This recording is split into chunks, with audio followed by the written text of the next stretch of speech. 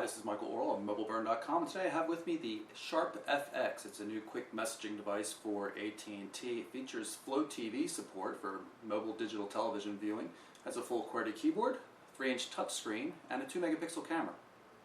It's available on July 25th for $99.99 after a $50 rebate.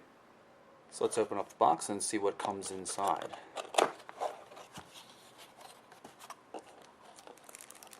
Here is the FX itself.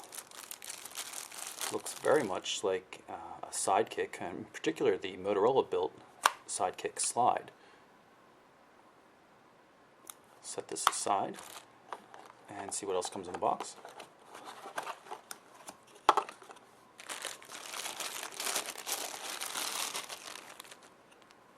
Got a charger with a micro USB connector on the end and a regular USB connector on this end for going into the charger itself or into a personal computer.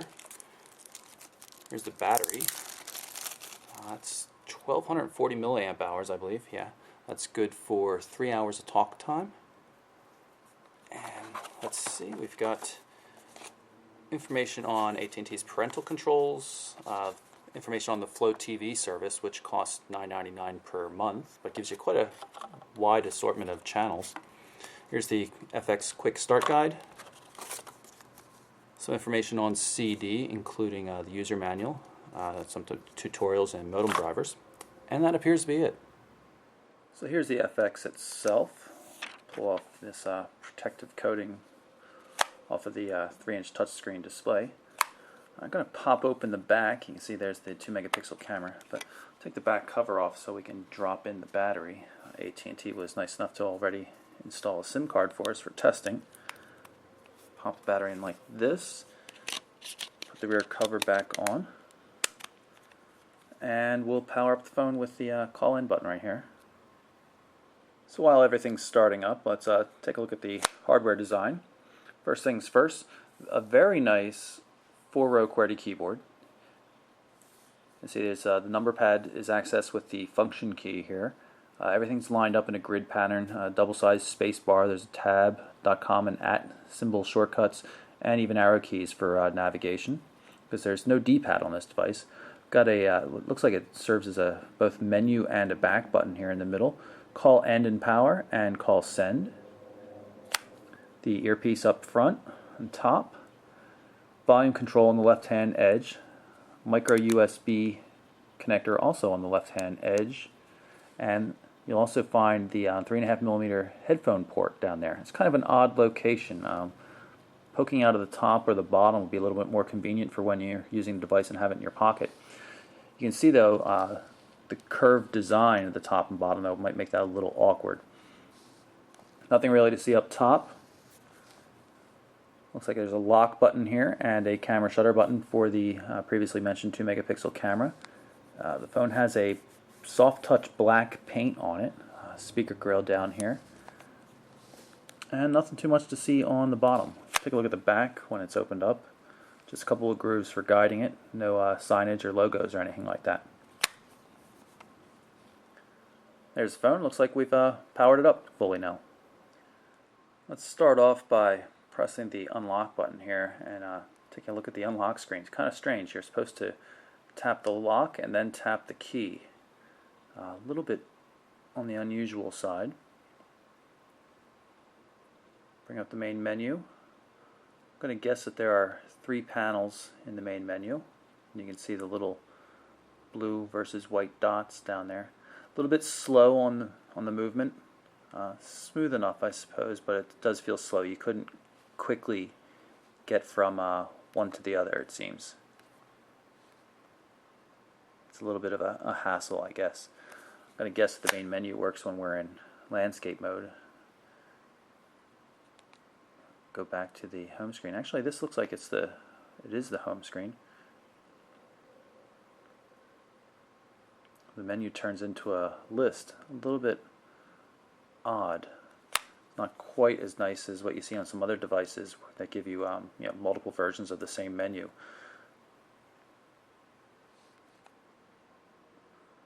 I noticed when I was first powering up the device that it showed some looked like shortcuts for, I was guessing, swipe gestures. That looked like it loaded the browser. This one also looks like it's going to load something in the browser. I'll have to see if iScoot, being the social client, should allow you to get to Facebook, Twitter, and MySpace and stuff like that. I'm going to exit that out for now, though.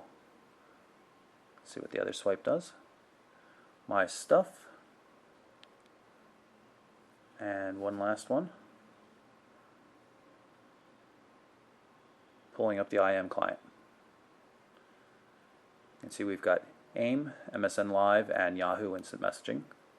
Close it out. One of the key features of the Sharp FX is its mobile TV support. This is on Flow TV, Qualcomm's media flow system. So it's actually digital broadcast. It's not streaming, it's not using the phone's data, it's not using minutes, anything like that. It's just picking up over an internal antenna, just like any other TV would. It has a guide for programming, all sorts of things like that. A little preview in the corner, what's going on. It's quite a nice TV system. It costs $9.99 per month, though. If we long press the back button down here, it brings up a menu with some application shortcuts, such as going to the mobile web. Pull that up, and right now we're on an edge connection. This is a 3G capable device, but the signal doesn't seem to be picking up the 3G signal here. It's usually pretty good. It took a long time, but the browser has finally come up. I'm going to put in Mobile Burn. Keys have a very nice feel, really a high quality keyboard. Let's see if the Mobile Burn website comes up over the edge connection. Pulling up the browser, we have a 3G connection, and it's still taking a really ridiculously long time to connect, just like it did on the edge connections when I was first trying it. The data obviously will be fast once it gets here, but it takes so long to connect that you spend all this time just waiting for nothing. So now, after a good 30 seconds, the home page finally loaded, so I can actually type in a URL. You can see I already had typed in Mobile Burn once before, so I should just be able to tap on it and then hit OK. And you'll see again probably the long connection time before the web page actually starts coming up. There is a defect I can see right here. It seems to be some sort of line right down the middle. You can see that the B in About is messed up, the T in Latest, and the Y in Symbian. All of them are messed up. There's something funny going on with the way that the page is rendering. Scrolling seems to be okay. Let's tap on one of the other links to see how it comes up. But again, a long connection before it actually starts loading the page.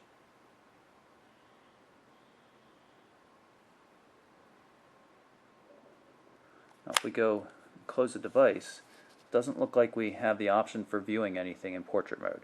It's only landscape viewing on this wide QVGA resolution display. That's 400 pixels by 240 pixels. It's about 3 inches across a diagonal, so it makes it pretty narrow. Since the Sharp FX utterly failed to load the full-size Mobile Burn website, it just kept timing out on connections, and obviously the site was still running. Decided to try a different site. These are my friends at Phone Scoop, and page loads. It's just a train wreck. You can see that nothing looks right. It's just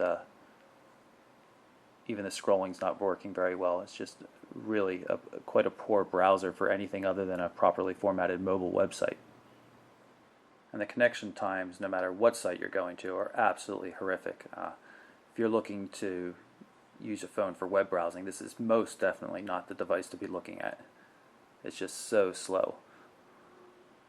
Let's jump into the main menu and then head over to Settings, just so you can take a look at what the sub-menus look like. Very plain looking. The menu items are a bit narrow, and it can be sometimes difficult to hit the appropriate one. It's not so bad here in portrait mode. In landscape mode, it seems to be a little bit tighter, a little bit harder. Very simple looking. You can see I'm going to change backlight timing here. Hit the save button down at the bottom. Do the same thing for keyboard backlight. You can either use the hardware back button here or the on-screen button. Scrolling's a little bit rough. It's not a real high quality user experience so far on the main menu and the submenus here. I'm going to hit the camera shutter button here and start up the camera. Let me take a look at it. Snap a couple of quick photos. There's no autofocus in this, so nothing too much to worry about, just point and click. Take a look at some of the options. Again, you can see fairly narrow target areas for what you have to hit. We're at the full 2 megapixel resolution right now. It's like brightness adjustments. Zooming, looks like we can only zoom when we're at lower resolutions.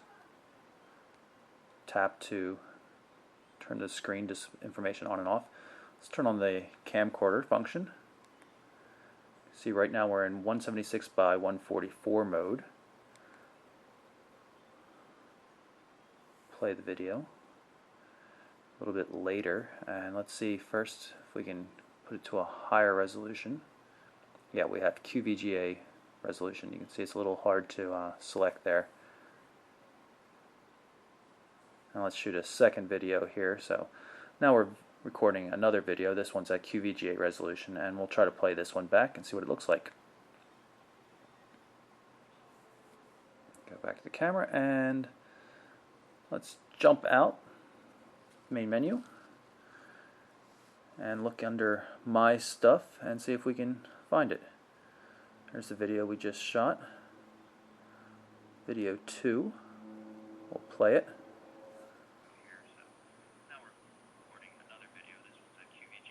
Not particularly good quality video. You're not really going to want to use this for much of anything. If you're in the camera, you can get to the photo viewer from the menu. Again, kind of awkward though. And it's not well organized. You can see it's still not showing me the appropriate photos. I really have not had much success with the camera. The software on this phone really seems to be weak. Very nice hardware design, but not much of anything is working well in terms of the software. Let's place a quick call.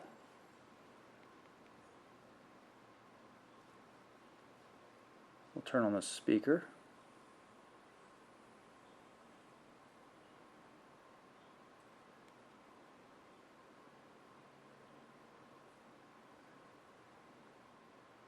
Taking a long time to connect.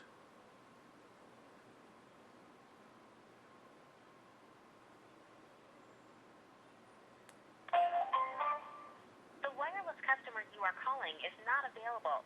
Please try again later. I'll hit the call in button here to end the call. Here's the contact list. It's pre-populated with a bunch of AT&T services, but it's effective for showing you how the search function works. You can type M, so anywhere that matches with an M. Type U though, it'll only match on music. So you can see it's not just first name or last name, it searches on everything. Quite good for searching. Scrolling's a little bit of a pain. It's slow and clunky.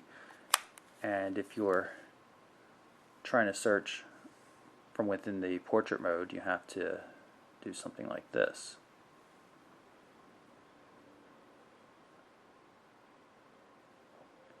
And again, it's very slow, but it does get you to where you want to go.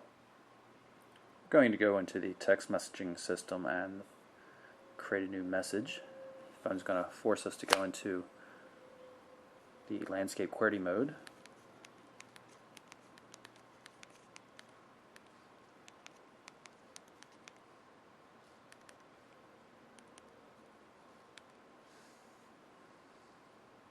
Going to look up a contact.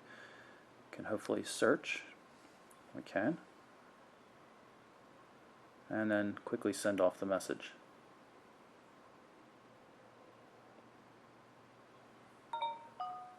We've just received a text message, and this demonstrates that there is threaded SMS support. Open up into landscape mode just so you can see what it looks like here. Quick reply.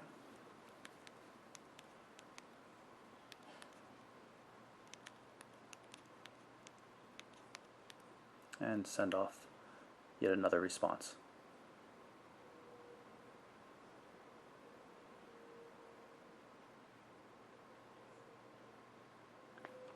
The SharpFX comes equipped with AT&T's mobile email client. You can see there's quick configuration options for a number of different providers, and you can always just go to Other and enter in your own configuration. You can see it's a free 30-day trial, but after that it's going to be costing $5 per month for the mobile email service.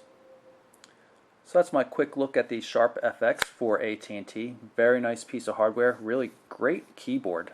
Touchscreen's passable, but a very nice Sidekick-like feel from Sharp. And not surprising considering Sharp made the Sidekicks for the most part.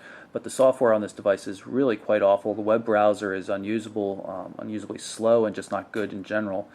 Just not a lot of things going for this device right now. So again, that's the SharpFX. I'm Michael Orrell for MobileBurn.com.